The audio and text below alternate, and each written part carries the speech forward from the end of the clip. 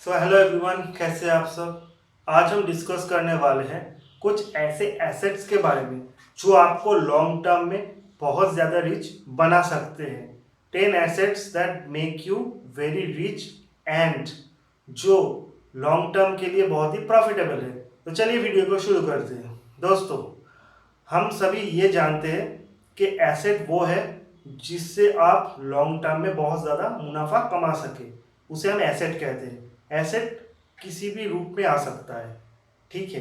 तो हम अब डिस्कस करेंगे 10 ऐसे एसेट्स के बारे में जो आपको लॉन्ग टर्म में बहुत ज़्यादा प्रॉफिट देगा। पहला है बिजनेस। सबसे पॉपुलर जो है वो बिजनेस ही है। हम सभी जानते हैं कि नॉर्मल सैलरी क्लास से जो बिजनेसमैन है उनका नेट अर्निंग बहुत ज़्यादा है। बिजनेस एक ऐसा चीज़ है जो आपको बहुत अमीर बना सकता है। टाटा, बिरला, अंबानी या फिर बिल गेट्स, ये सारे जो है ये बिजनेसमैन है और वर्ल्ड के टॉप रिच पीपल में इनका चयन होता है।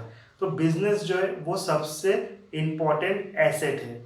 लेकिन बिजनेस में प्रॉब्लम यही है कि बिजनेस इलिक्विड है। आपने एक बिजनेस बनाया बहुत हार्ड वर्क के बाद, जो बिजनेस आपने शुरू किया था 1000 से, अभी मे बी उसका वैल्यू मिलियंस हो गया है। लेकिन बिजनेस से आप ओवरनाइट एग्जिट नहीं कर सकते हो। किसी भी बिजनेस को आप ऐसे ही सेल नहीं कर सकते हो। अगर आपका बिजनेस एम्पायर, ब्रांड वैल्यू बहुत ज़्यादा अच्छा है तो भी आपको थोड़ा टाइम तो लगेगा ही। तो सबसे बढ़िया जो एसेट क्लास है वो है बिजनेस। मैंने जो एग्जाम्पल दिया वो तो बड़े बिजनेसमैन का था। जो छोटे बिजनेसमैन है, लाइक आपने एक नॉर्मल गोल्ड स्टोर या फिर नॉर्मल ग्रोसरी स्टोर या फिर नॉर्मल साड़ी की दुकान से स्टार्ट की, आज आपके पास मल्टीपल ब्रांचेस है इन अ सेम सिटी और मल्टीपल सिटी। आज आपके पास 10, 20, 30 ब्रांचेस है, 30 स्टोर्स है। तो आपने एक बिजनेस से शुरू किया, एक स्टोर से, अभी आपके पास मल्टीपल स्टोर्स, मल्टीपल ब्रांचेस है। इसे बिजनेस एक्सपेंशन कहते हैं। तो इन टाइम, जनरेशन वाइज ये बिजनेस और भी एक्सपेंड करेगा और आप और ज़्यादा अमीर बनोगे। तो बिजनेस नंबर 1 एसेट थे in terms of creating wealth. Now आते हैं सेकेंड में। सेकेंड एसेट जो सबसे ज़्यादा पॉपुलर है amongst us for a long time वो है रियल स्टेट। रियल स्टेट कुछ भी हो सकता है। लैंड भी हो सकता है, घर भी हो सकता है, फ्लैट भी हो सकता है। सालों से, ऑलमोस्ट ब्रिटिश पीरियड से ही हमें पता है कि रियल एस्टेट बहुत ही पॉपुलर है। पहले के टाइम तो लोग घर पे बहुत ज़्यादा इन्वेस्ट करते थे, लैंड बाई करके रखते थे इन फ्रंट ऑफ रोड और इन अ पॉपुलर प्लेस, जिनसे उनको अभी बहुत ज़्यादा रिटर्न भी मिल रहा होगा। अगर मान लो आपने एक ऐसी जगह पे लैंड बाई किया होगा ऑलमोस्ट 50 ईयर्स, 100 ईयर्स पहले, 100 तो बहुत ज़्यादा हो गया, मैं मानता हूँ 30 साल पहले आपने एक लैंड बाई किया जो एक एम्प्टी प्लेस था। अभी सिटी एक्सपेंशन के बाद, लाइक आप नवी मुंबई का एग्जाम्पल ले लो, 30 साल पहले Navi Mumbai was nothing. Right now Navi Mumbai is very popular. Property का वैल्यूएशन बहुत बढ़ गया है। लाइक बेंगलुरु, बेंगलुरु एक टाइम उतना पॉपुलर नहीं था, लेकिन आईटी हब होने के बाद बेंगलुरु का रियल एस्टेट का भाव बहुत ज़्यादा बढ़ गया है। तो अगर आपने बहुत पहले इन सारी जगहों पे लैंड हो या फिर घर हो, प्रॉपर्टी में इन्वेस्ट किया हुआ होता तो अभी आप बहुत अच्छे पोजीशन पे होते। तो रियल स्टेट एक और बहुत ज़्यादा इंपॉर्टेंट एग्जाम्पल है इन एसेट में। लेकिन अभी जो है रियल स्टेट उतना ज़्यादा पॉपुलर नहीं है इन केस ऑफ प्रॉपर्टी। अगर आज भी आप लैंड खरीदते हो तो फिर डिफरेंट चीज़ है, लेकिन आपको एक बहुत अच्छी जगह पे लैंड को बाई करना पड़ेगा। लेकिन अगर आप रियल स्टेट फ्लैट या हाउस में इन्वेस्ट करते हो तो डे बाई डे इसका डेप्रिशिएशन हो जाता है, क्योंकि रियल स्टेट आज बहुत ही पॉपुलर है। एवरी सिटीज़ में फ्लैट बन रहे हैं। तो अगर आपका फ्लैट या आपका अपार्टमेंट 10 साल पुराना है तो उसमें आपको उतना आसानी से एग्जिट नहीं मिलेगा, क्योंकि लिक्विडिटी उतना ज़्यादा अच्छा तो है नहीं। तो ये डिपेंड करता है कि आपके पोजीशन के ऊपर किस भाव में आपने बाई किया है और किस भाव में आप सेल करना चाहते हो। ये हो गया एक एग्जाम्पल और एक एसेट क्लास का जो है रियल स्टेट। थर्ड में हम आते हैं पेपर एसेट्स। पेपर एसेट्स कुछ भी हो सकता है। पेपर एसेट्स यानी कि म्यूचुअल फंड, स्टॉक, जो कि सबसे ज़्यादा पॉपुलर है क्रिएटिंग एसेट्स। मान लो अगर आप लॉन्ग टर्म के लिए इन्वेस्टेड हो किसी कंपनी में, आपने 10 साल पहले रिलायंस हो, एचडीएफसी बैंक हो, टीसीएस हो, अगर आपने इन्वेस्ट किया तो अभी आपको 20 times almost in an average return मिल रहा है। और अगर आप इसको ऑल होल्ड कर सकते हो 20-30 साल और, तो आपको बहुत ज़्यादा रिटर्न मिलेगा। तो ये एक एसेट क्लास का एग्जाम्पल है। हमारे देश में राधा किशन दमानी और राकेश झुनझुनवाला जो जीरो से मिलेनियर्स बने, through stock market, through paper asset. और वॉरेन बफेट को हम जानते ही हैं, लेकिन ये तब की बात है। इन लोग सारे लोगों ने उस टाइम मार्केट में इन्वेस्ट किया जब मार्केट उतना पॉपुलर नहीं था। 100 में से एक इंसान ऐसा होता था जो स्टॉक मार्केट में आता था, स्टॉक मार्केट में इन्वेस्ट करता था। तो उस टाइम इन्होंने मार्केट का अपॉर्चुनिटी का फायदा लिया। अगर आप आज इन्वेस्ट करोगे तो इन फ्यूचर आपको रिटर्न तो मिलेगा, लेकिन इतना ज़्यादा रिटर्न मिलेगा इसका कोई गारंटी नहीं है। क्योंकि आज के टाइम मार्केट का ट्रूथ सभी को पता है, सभी लोग एसआईपी कर रहे हैं, सभी लोग इन्वेस्ट भी कर रहे हैं। जो लोग इनडायरेक्टली मार्केट में पार्टिसिपेट कर रहे हैं विद लो रिस्क, वो म्यूचुअल फंड के थ्रू भी इन्वेस्ट कर रहे हैं। तो ये सारे जो एग्जाम्पल थे वो एग्जाम्पल थे पेपर एसेट्स, जो कि म्यूचुअल फंड, इक्विटी कुछ भी हो सकता है। नाउ अगले एसेट की तरफ आते हैं जो कि कमोडिटी। कमोडिटी में सबसे ज्यादा पॉपुलर और सबसे ज्यादा फेमस है गोल्ड और सिल्वर, जो कि सालों से पॉपुलर है। हम तो इजिप्शियन जमाने से जानते थे कि गोल्ड का वैल्यू क्या है।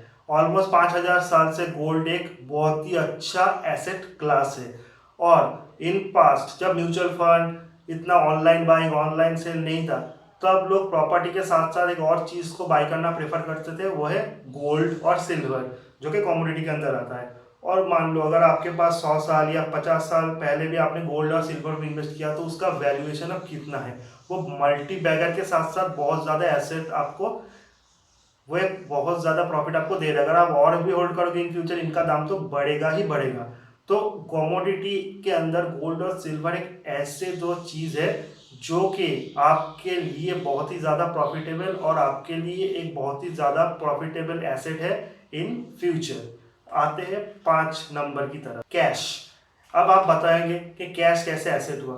कैश भी एक हमारे लिए बहुत ज़्यादा अच्छा एसेट है, क्योंकि कैश अगर आपके पास है तो आप अपॉर्चुनिटी को यूटिलाइज कर सकते हो। मान लो किसी लैंड का वैल्यूएशन अभी 10 लाख है और सामान उसको अभी 5 लाख में सेल करना चाहता है, क्योंकि उसको कैश का इमरजेंसी रिक्वायर्ड है। अगर आपके पास कैश है तो आप इस डील को एग्जीक्यूट कर सकते हो। 5 लाख में 10 लाख का जमीन का वैल्यूएशन का बाई कर सकते हो। और अभी अगर आप 1 साल बाद भी इसको सेल करो तो जमीन का वो आपको डबल प्रॉफिट मिलेगा ही मिलेगा। अगर आप लॉन्ग टर्म के लिए और भी होल्ड कर सकते हो तो और भी ज़्यादा प्रॉफिट मिलेगा।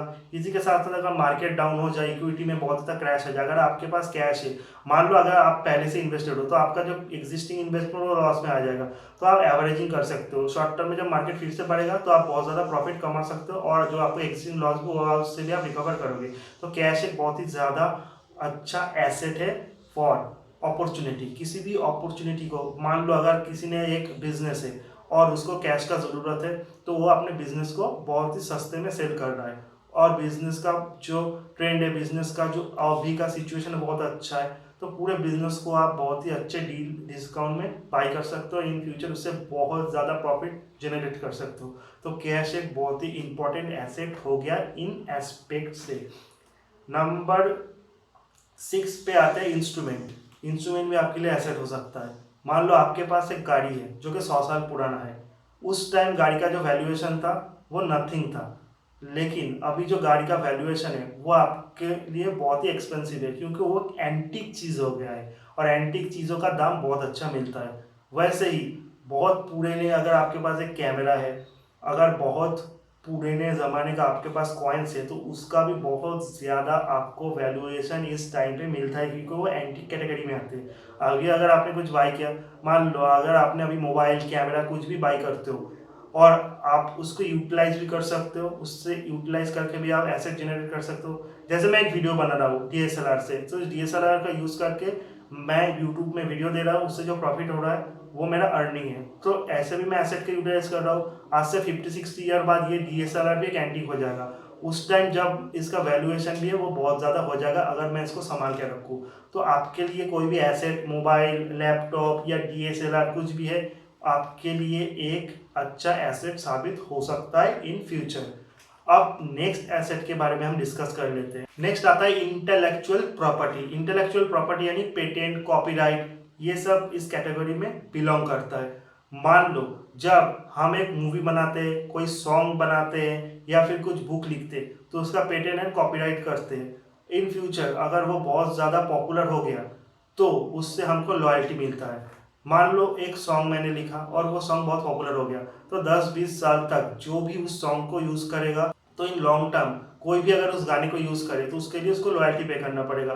तो ये हो गया एक एसेट का एग्जाम्पल। उसी के साथ साथ मान लो अगर आपके पास किसी चीज़ का पेटेंट कॉपीराइट है, जब अगर आप एक मेडिसिन कंपनी है, आपने एक मेडिसिन का इन्वेंशन किया है, तो साथ साथ आपको उसका कॉपीराइट भी बनाना पड़ेगा। इन फ्यूचर उस कॉपीराइट से आपको लॉयल्टी मिलेगा। उसी के साथ साथ मान लो आप एक राइटर हो, आपने एक बुक लिखा और बुक बहुत ही फेमस हो गया, तो उस बुक से आपको लॉयल्टी मिलेगा, जो के लिए आपके लिए एक एसेट है। नाउ आते हैं एक और एसेट की क्लास की तरफ, वो है ब्रांड एंड गुडविल।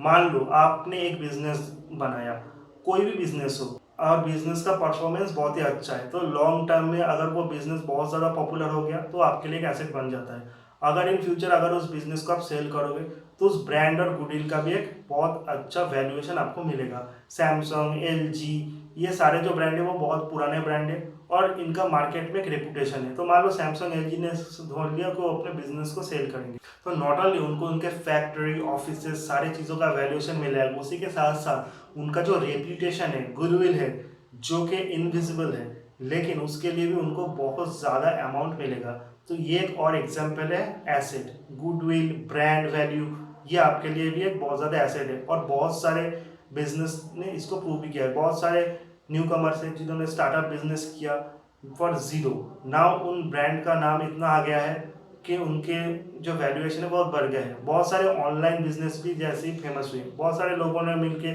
मान लो एक ऐप बनाया और इन फ्यूचर वो ऐप बहुत ही पॉपुलर हो गया और बड़ी बिजनेस एम्पायर आके उस ऐप को अगर वो खरीदना चाहे तो उसके साथ साथ उसके नाम को भी एक्योर करना पड़ेगा, उसके नेम का भी जो ब्रांड और गुडविल का भी एक वैल्यूएशन उसके लिए उसको पे करना पड़ेगा। तो ब्रांड एंड गुडविल जो है वो भी आपके लिए एक एसेट है। नेक्स्ट जो आता है वो है पीपल। लोग भी आपके लिए एसेट है। मान लो आपके कंपनी है और वहाँ पे बहुत ज़्यादा एफिशिएंट लोग हैं, जो एफिशिएंट लोग हैं उनके एफिशिएंट के कारण ही आपका बिजनेस जो है वो डे ऑन डे प्रोग्रेस कर रहा है, तो वो भी आपके लिए एक एसेट है। इन फ्यूचर जब आप बिजनेस को सेल करोगे, उसी के साथ साथ अगर आप अपने जो एम्प्लॉय उनको भी सेल करोगे, उसका भी एक बहुत अच्छा वैल्यूएशन है। मान लो बिजनेस अच्छा नहीं है लेकिन आपका टीम है, आपका जो नंबर ऑफ वर्कर स्टाफ बहुत एफिशिएंट है, तो जब कोई बिजनेस आप सेल कर रहे हो, अगर कोई और आपके पूरे बिजनेस को बाई करते हैं along with your employees and staff, उसके लिए भी आपको बहुत ज़्यादा अमाउंट मिलेगा, क्योंकि आपके पास जो स्टाफ है वो एफिशिएंट है, उनका हार्ड वर्क और उनका स्मार्ट वर्क जो है वो किसी भी बिजनेस को बहुत जल्दी प्रॉफिटेबल बना सकता है। तो वो भी आपके लिए एक बहुत ज़्यादा एसेट है। नॉट ओनली जब सेल करोगे वो आपके लिए एसेट है, अगर आप करेंट बिजनेस में भी उसके परफॉर्मेंस के कारण ही आपका बिजनेस बहुत ज़्यादा ग्रो कर रहा है, तो भी आपके लिए वो प्रेजेंट एसेट है। और इन फ्यूचर उनका भी एक्सपीरियंस गेन होगा और आपके बिजनेस का भी बहुत ज़्यादा प्रॉफिट होगा। तो इन एस्पेक्ट से हम उसे एक एसेट कह सकते हैं। Last but not the least जो है कंटेंट। आजकल के टाइम, डिजिटल टाइम पे कंटेंट से भी आप बहुत ज़्यादा प्रॉफिट क्रिएशन कर सकते हो इन फ्यूचर। मान लो एक यूट्यूबर जो कि बहुत ज़्यादा वीडियोस बना रहा है, आज आपने एक वीडियो बनाया, वीडियो वायरल हो गया, नेक्स्ट 5 साल तक उस वीडियो से आप प्रॉफिट बना सकते हो, तो वो वीडियो आपके लिए एक एसेट हो गया। इंस्टाग्राम हो गया, टिकटॉक हो गया, ये सारे जो चीज़ है वो ऑनलाइन प्लेटफॉर्म है जहाँ पे आप कंटेंट बनाने के साथ साथ लॉन्गर पीरियड ऑफ टाइम उसको यूटिलाइज करके बहुत ज़्यादा प्रॉफिट कमा सकते हो। तो creating a content is also a asset for you for a longer period of time. तो ये सारे जो चीज़ें थे वो मेरे ख्याल से आपके लिए एक एसेट है जो आपके लिए सालों साल बहुत ज़्यादा प्रॉफिट देंगे। नॉट ओनली दैट, एक टाइम अगर आप इनको सेल करोगे उससे भी आपको बहुत ज़्यादा प्रॉफिट होगा। अगर आपको ये वीडियो अच्छा लगे तो चैनल को लाइक कीजिए, सब्सक्राइब कीजिए और शेयर भी कीजिए। मिलते हैं अगले नेक्स्ट वीडियो में, तब तक के लिए गुड बाय।